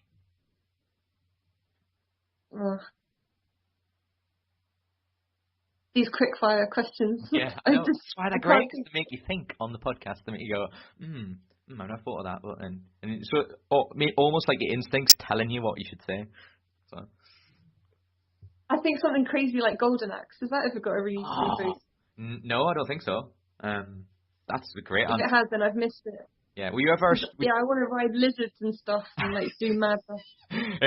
and hit gnomes at the end, to get potions. Yeah. Or that Altered Beast. Oh, I know Altered Beast. We could talk about this for ages. Like, you're a Mega Drive fan. Were you a Streets of Rage fan? Yeah, of course. I would probably say out of all the old school games, obviously Toe Jam and Earl, but they're kind of doing that already. But yeah, I would love to see Streets of Rage done in like a modernized way. It would be. I don't know if it would read properly, or if they kind of go. People are making things a bit too gritty and losing the fun aspects of things. Yeah. I probably wouldn't want them to mess around with that. I don't know. Yeah, maybe. It may be not work. You might be right. It could be good. It's a challenge, though. It's a challenge for anyone out there. Make Streets of Rage, people. Someone's going to do it now. Yeah. So, someone stole my idea of a game that wasn't mine anyway. Yep, exactly. And finally, is there any game, I mean, I think I know the answer to this already, but is there a game you've already played that you are really proud that you're part of? I guess it's more like, that question is more like, what are you most, I guess I'll make that more broader and say, like, what out of your career so far are you happy you're involved in? I've enjoyed all the games that I've worked on. I'd say so far, like, the biggest input I've had has been on the crew. Like, if you're driving around Seattle on your podcast, like, if you find a totem pole, that was me. Nice. I remember that. It's cool. Like, we had to make like big things that stood out, and I feel like if I watched a YouTube video of someone driving around Seattle who lives there. Yeah. Like in real life, and he was saying, "Wow, they've done such a good job of this," and it's really nice to have that feedback, because obviously it's my first AAA title, so it got out to a lot of people, and it may not have been a perfect game. Like, there's a lot of problems with online and stuff like that, but I think the job we were given, we did the best we could with it, and I had a great team, great time. So that one. I must remember as well that there's a couple of emails sent in about as well. So there was a lot similar to what I was going to talk about, so I didn't bring them up. But there was one that intrigued me about. Wanted to ask you, what is it difficult for you and your group of people to adhere to a deadline schedule? Because this is something obviously that mainstream companies get a lot of criticism for. Like, would you prefer that they didn't have a deadline? But it's obviously difficult though, so I get why. But someone sent that in, and I wanted to know what you thought. It's difficult because I don't really understand the marketing side of things, or the kind of budgeting side of things. Yeah. I do know that Ubisoft are quite strict with their deadlines, and I think they prefer to hire people in rather than extend the deadline. Yeah. Like, they increase their workforce rather than extend the deadline. Yeah. I don't know. I've only worked on 2 games with Ubisoft so far. I do think. Actually, the crew deadline was reasonable, and I think the Division one is too. Mm-hmm. It's a lot of effort, and I know Unity definitely could have used a bit longer by the looks of how it was shipped. But yeah, so far I think they've been reasonable with the projects I've worked on. Yeah. I totally think it. Yeah, I mean, do you ever does it make an increased pressure when you know that there's a especially if it's a big market title like you're saying, is there an increased pressure in knowing that you've got a limited time? Yeah, definitely, and I think it's important to know that time as soon as possible, because otherwise you just keep floating around doing. You can always make things better. If you've got a solid date in mind, then you know it has to be as good as it can be on that date, so you can prioritize and you can make things work. Mm-hmm. Yeah, I think deadlines is really important. Yeah. Really important. Yeah. Oh yeah, I know. I mean, I know that we joked about this when we had Josh on at the Geek Fest, that like, Ubisoft never or any major, they never get criticised for.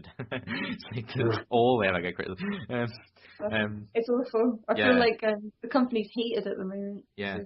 The mess ups that they've done recently. Yeah, but I guess it'll get better. Yeah, I guess it's just like as you say, it's like sort of trial and error. Really, it's just learning from your mistakes and realizing that. And I understand why they do it. I mean, this is the thing, is that if I may not necessarily agree sometimes with the way that it's done as a consumer, but I get it because they know that it sells doing it that way, and I guess the reason they do it with a deadline is to know that it's the anticipation of knowing it's coming out. Yeah, because exactly. if they do it that way, I know friends of mine, because I very rarely pre-order games unless I really, really, really, really want to play it. Like, and that's what I'm sure everyone's like that. And I think what helps is that if you see an advert that goes, "This is friggin' awesome," and it's coming out soon, I'm gonna get it then. It encourages you to buy it then, so that it works. It works, and I just think people who think, why do they do that? Why don't they just take their time? But they know that, and they're a huge company, so they have to keep giving out. They have to produce stuff. You just can't just sit there and go, "We'll spend a year not making anything."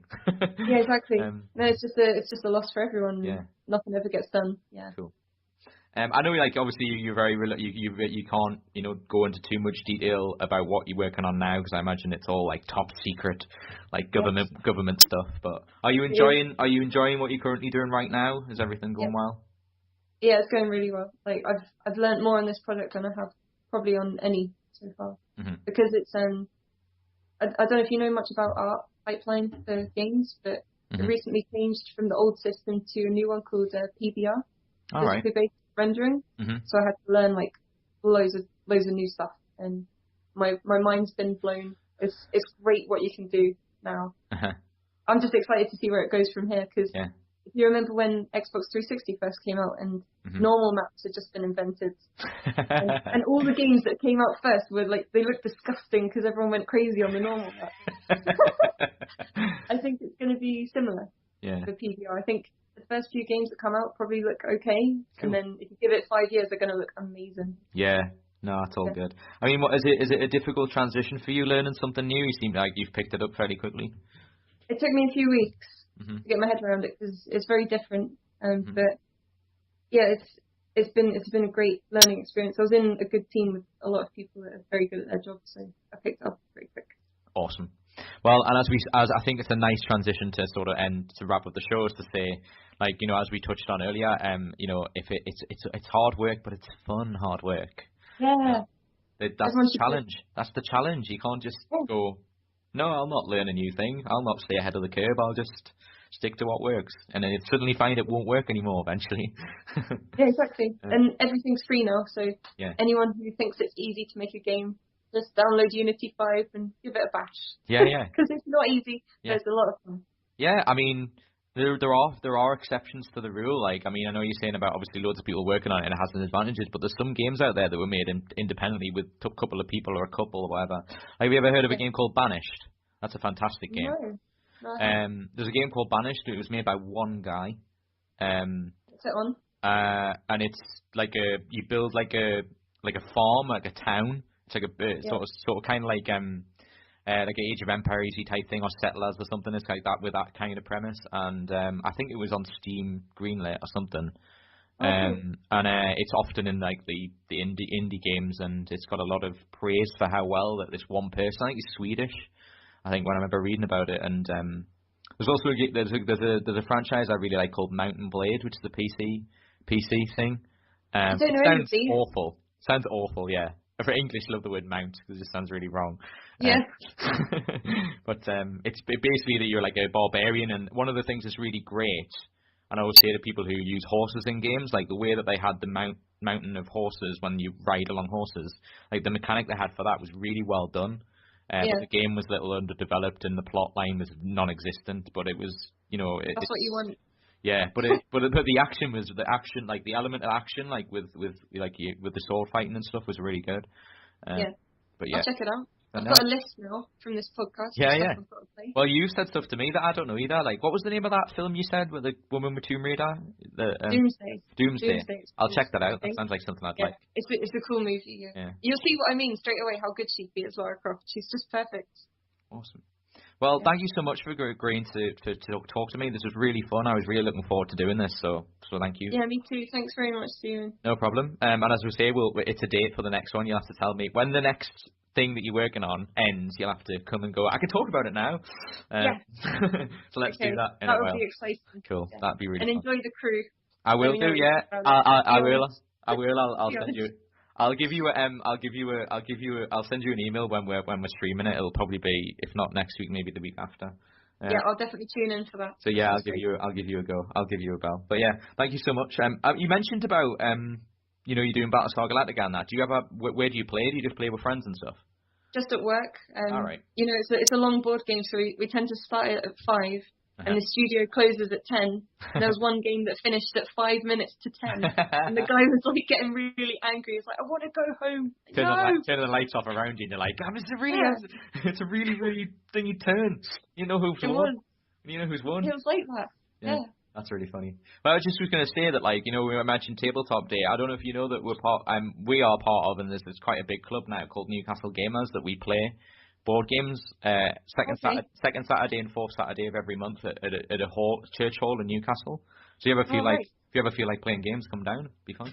Yes, that sounds great. I'll look that up. Yeah. I'll be there. I will actually be there because I do like that. I'll get my Artley to bring X-Wing along. And awesome, yeah. Well, I mean, you'll never be like, you'll never not have a game to play there. It's like we've not only got like a library of stuff, but people bring new stuff and old stuff all the time, and it's really fun. We had like, I think it was over 100 people came to yesterday's one, like, and new people came for Tabletop Day because we registered, which was good. So that's sweet. I played a good one recently called Coup. Yeah, I've got that. That's great. I had loads of fun on that. Was it the newest one or the? I'm not sure. Okay, well, it's just the reason I say that is because Coup is a really old game that they brought out modernized, so it might be in that one that you played. There's a newer one that adds extra elements to it because the base game. I think it's a new one. Yeah, the base game is really awesome. It's been, I think it was like a late 70s game or something. See how much of a geek I am. Yeah, she's laughing at me. I can see like Laura laughing at me as I'm like going off on my. So we're gonna end the podcast and I'm going, Q's on. No, totally. The next Gamers is week on Saturday because obviously it was yesterday. So yeah, you should totally come down. It's like 4:30 onwards. All right. Yeah, I will because I couldn't make it next weekend because I'm going to the Zelda Symphony in London. I'm so excited. Awesome. Cool. So excited. Yeah, but that's really cool. It's a week on Saturday, so it's like a couple of weeks time. But the only reason I bring this up was because there were some guys from Ubisoft that they probably don't work there anymore, but like there was some people from Ubisoft that used to come to that, who have like moved. I think there was one guy who was there for a bit and he went to the French headquarters to work there. Oh, yeah. And apparently that happens quite regularly. So yeah, there's people who come on missions all the time. It's really cool because if I wanted to go to like Montreal or something, I could just sign up for it, and if they needed an artist, they could just say yeah, and they'll get my flights over there and stuff. It's sweet. I have to ask this as a semi-serious question to end. Like, how do you know any French? Are you any good at speaking French? No, I'm absolutely terrible at French. I couldn't even ask where the toilet was or like, order a sandwich or something. Well, you could just do what Eddie Izzard does and say the pen's near the table. I don't know if you get that reference, but. I haven't seen that. Honestly, right, if you want a bit of fun on a Sunday, like, or whatever, just when you get 5 minutes, just type in YouTube and Eddie Izzard's like French tape, I think it'll be. It's him talking on a French tape, and the French tape tells him sentences that are completely not necessary. Like the monkey is in the station, and it's like the pen is near the table. Language tapes are like that, aren't they? It's great. Well, that's the joke, isn't it? Yeah, that's the joke, and it's always something you never use in everyday conversation. It's always like. Yeah. That man is a moron. Yeah. We use that on Xbox Live. Yeah. What is the French for? There's a woman good on Hearthstone. My God. Like. My God. World's gonna implode because someone's good at a video game. No. Well, to make Ubisoft happy, I'll end by saying merci beaucoup, Laura. You're welcome. Bon, I don't know what it is now. I should provide the context. Before we started this, I said to Laura, I attempted to learn French and it all took about 5 minutes and then completely didn't have time to do it. So, Go me. But anyway, thanks a lot. I'll let you go because I know you need to go somewhere. So, thanks so much. I look forward to speaking to you again soon and good luck with everything. Yeah, me too. It was great. Thanks very much. Cool. And I'll speak to you again soon. Thanks. Cheers. Right, I'll just end it now and I'll say bye properly. So I'll just say thanks, everybody, and I'll end the podcast like they always end. In the words of the great B-movie Robot Jocks, you should watch this, Laura. Robot Jocks is really good. In the words of the great B-movie Robot Jocks, crash and burn, everybody, and I'll see you in the next podcast. Thanks, guys. Bye! You're listening to the audio version of the Geek Apocalypse podcast, brought by yours truly, Mr. Resident Geek, Stephen Hesse. We are available on iTunes, as well on www.geekapocalypse.com. broadcast live and exclusively from Newcastle, England in good old UK. We also have a YouTube account, which is www.youtube.com/geekapocalypse, where we will be uploading all the videos from our podcast as well as from Twitch. Speaking of Twitch, we are also just starting a Twitch account, which you can find at www.twitch.tv/geekapocalypse, where you can follow us to find out all the streaming we will be doing on said site. Also, if you want to know everything that we're absolutely up to, you can follow us on Twitter, which is @geek_apocalypse. Thank you so much for tuning in, and enjoy being a geek.